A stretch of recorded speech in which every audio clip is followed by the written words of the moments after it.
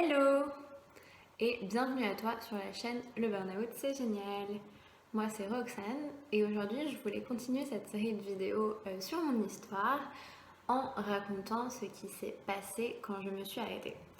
Donc déjà, quand je me suis arrêtée, enfin juste avant de m'arrêter, il faut savoir que je me suis rendue dans le centre du burn-out et le jour où, après plusieurs séances, la psychologue m'a dit il vous faudrait vous arrêter 5 à 8 semaines minimum.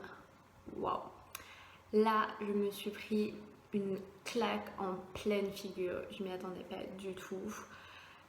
Pour moi, le fait en fait de me lever chaque matin, de continuer à sortir avec mes copines, etc., c'était vraiment me battre contre tout ça. Moi, j'étais convaincue que je pouvais gagner.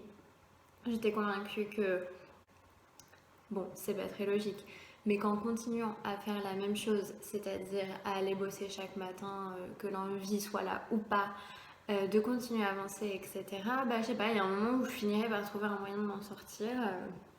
Voilà, j'attendais le truc tombé du ciel, je ne sais pas trop quoi, qui allait faire que j'allais m'en sortir et tada, j'allais pouvoir continuer à travailler ad vitam aeternam et continuer comme ça.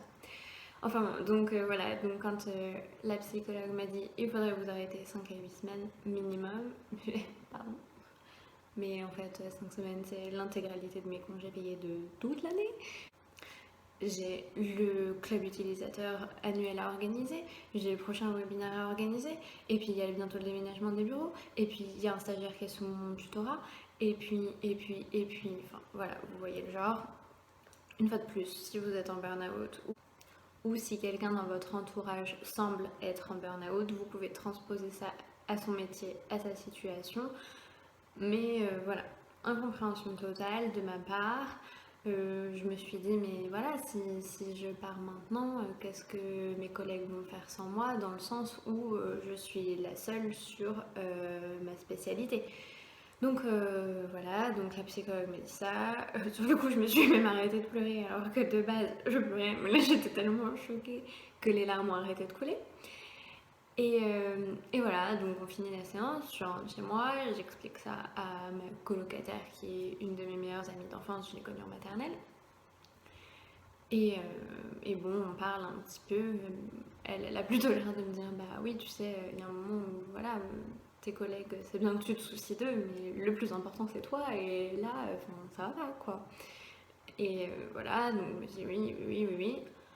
Et puis bon, bah, je me dis, bon, bah, je fais quoi? Demain, j'y vais pas. Je me dis, bon, je peux peut-être quand même tenir encore une semaine. Il y a une de mes collègues que j'adore qui s'en va la semaine prochaine. Je peux peut-être tenir jusqu'à là. Et puis comme ça me laisse le temps de préparer mon départ, machin truc. Enfin voilà, je me donne une nouvelle échéance dans ma tête.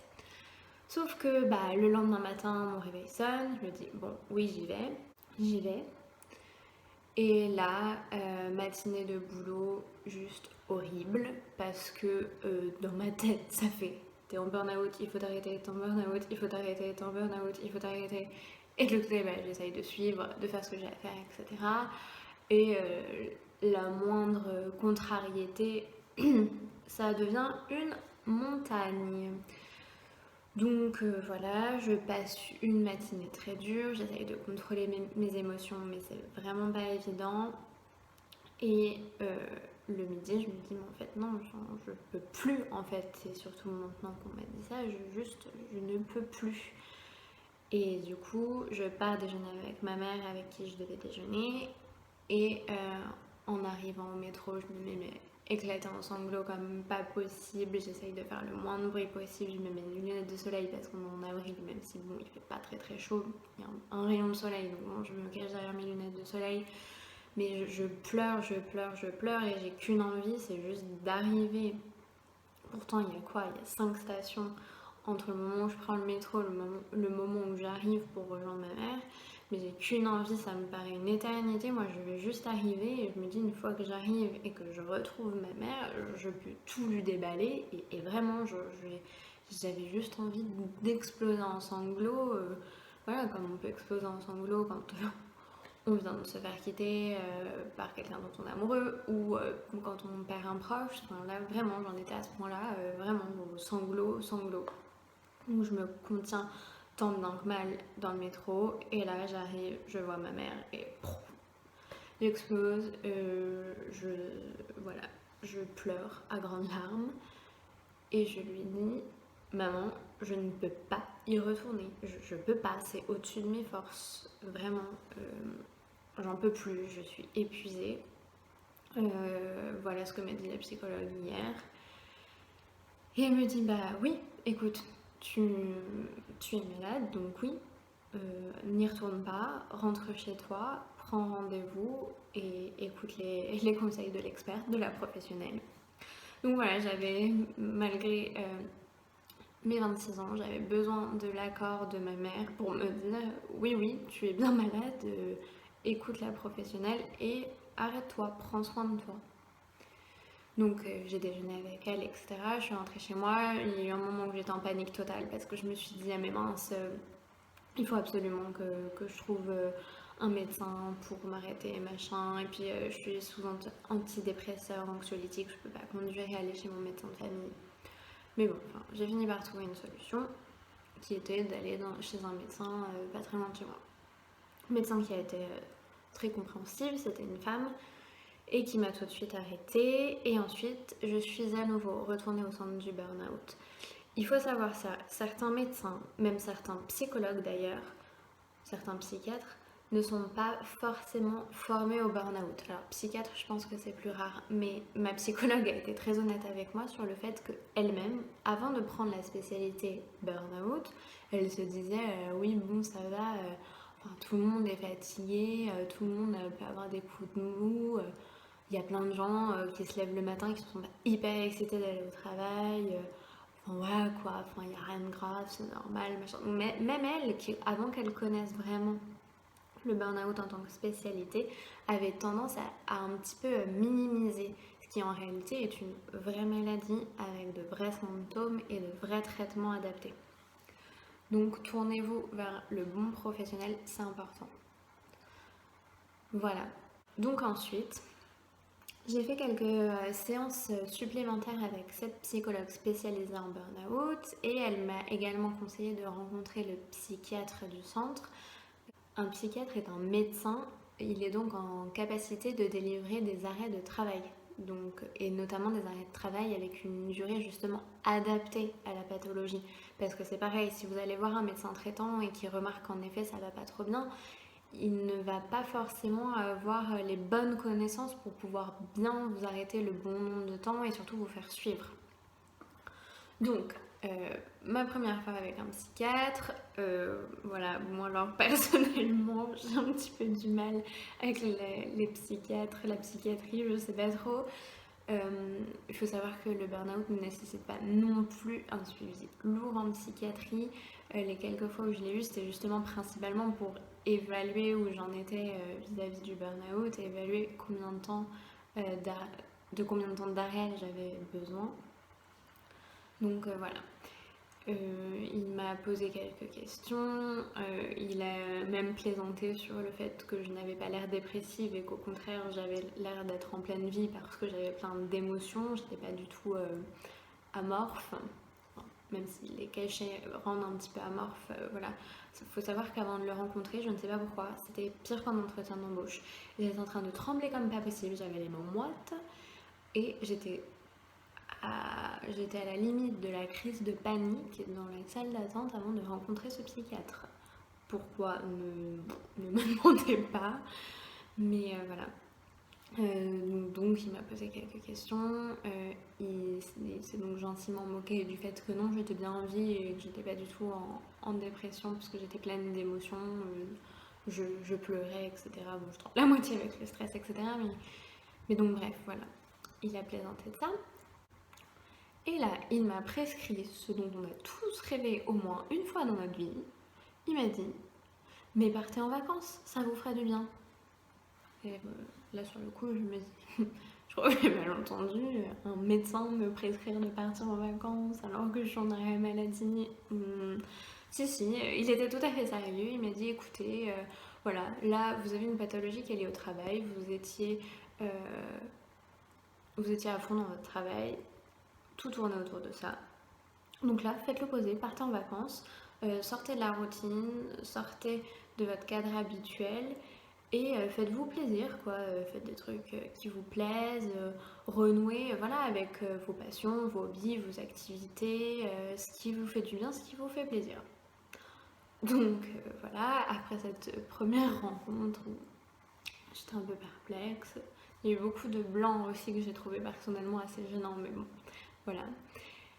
Et donc je me dis bon bah je vais l'écouter hein. Et puis c'est vrai que de toute façon j'avais plus ou moins projet de partir à peu près à cette période là, mais à cause du burn-out j'avais pas eu l'esprit assez clair pour justement définir des vacances, organiser quelque chose. Voilà, c'était un peu au-delà de mes capacités aussi à ce moment-là.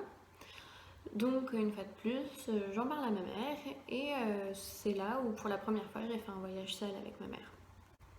Ça s'est très bien passé, en effet, ça m'a fait du bien et d'ailleurs j'ai profité de ce séjour pour, avec l'accord du psychiatre, arrêter les antidépresseurs et les anxiolytiques parce qu'une fois de plus, ce n'était pas adapté au burn-out, ce n'était pas adapté à ce dont j'avais besoin. D'ailleurs, l'arrêt des cachets, c'était pas très drôle au début parce que au bout de 2 jours sans cachet, ça peut provoquer un espèce de manque et donc rien de grave, pas d'addiction, mais ça provoque des vertiges. Donc voilà, en gros, j'ai arrêté au début du séjour et donc 2 jours après avoir arrêté, j'avais des vertiges un petit peu, donc c'était pas très agréable, mais en tout cas c'est rien de grave du moment que ça persiste pas.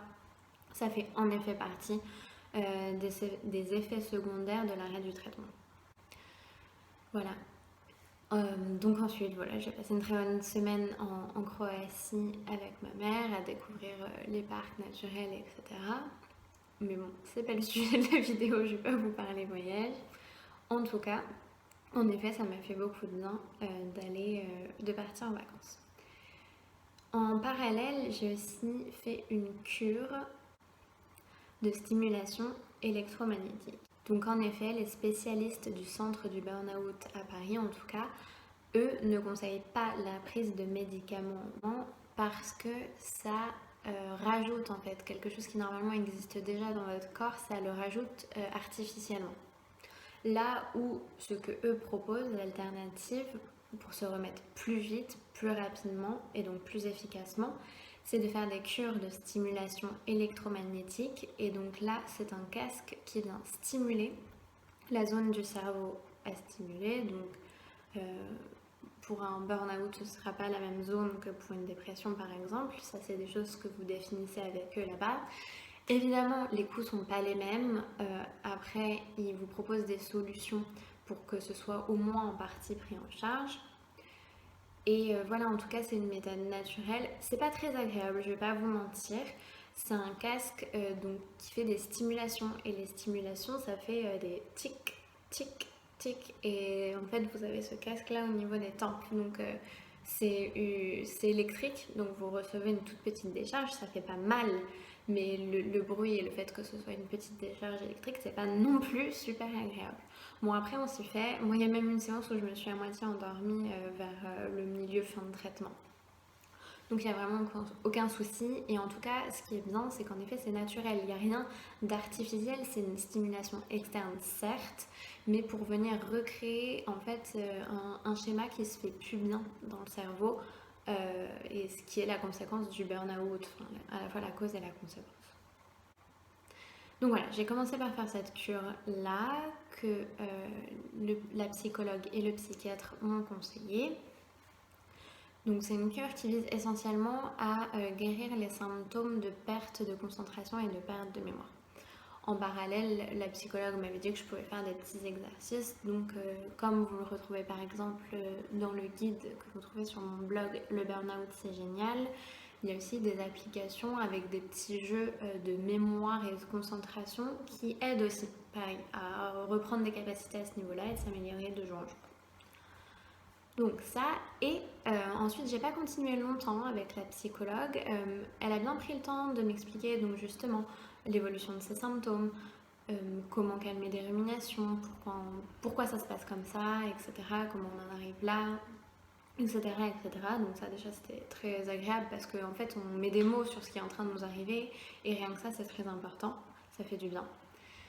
Et ensuite, elle m'a assez vite renvoyée vers une coach de vie. Et donc là, ça a été ma découverte avec le milieu du coaching que je ne connaissais pas personnellement. Et j'ai trouvé que c'était un super outil. Alors moi, j'avais déjà commencé à faire un petit peu de travail sur moi, entre guillemets, via une formation qui s'appelait Mon job de sens, donc qui, comme son nom l'indique, était vraiment très orientée professionnelle. Cette formation, je l'ai faite après avoir eu ma prise de conscience sur le fait que, comme vous l'entendez souvent, sûrement en ce moment, aux infos, comme vous voyez sur les réseaux sociaux, etc., l'écologie c'est un gros sujet du moment parce que voilà, on a eu des inventions qui nous ont paru géniales à un moment, donc notamment le plastique à usage unique, notamment les voitures qui marchent au gasoil, etc. Et en fait, on se rend compte que c'est hyper nocif, que c'est en train de détruire la planète et qu'en plus ça atteint notre santé. Donc moi j'ai eu cette grosse prise de conscience et je me suis dit, bah mince, je ne vais pas continuer à travailler dans un secteur qui pour moi ne va pas dans le sens justement de ce développement durable. Je me suis dit, c'est bien aussi de m'engager à la maison, de faire des petites choses de mon côté, de faire ce que je peux, mais j'ai envie de le mettre dans mon quotidien. Donc voilà, moi c'est comme ça que j'ai rejoint cette formation Mon job de sens. Et en fait c'est une formation qui m'a beaucoup apporté, notamment avec la technique de l'ikigai. L'ikigai qui est un principe qui relie ce que vous aimez faire, ce que vous savez faire, ce pourquoi le monde a besoin de vous et ce pourquoi vous pouvez être rémunéré, bien sûr. On parle toujours de la thématique du job. Donc voilà, j'ai aussi redécouvert en fait mes talents à travers, entre autres, le test Gallup. Le test Gallup, donc c'est un test américain de base, donc qui peut se passer en français, qui vous décèle vos talents principaux. En fait, on a tous 5 talents principaux.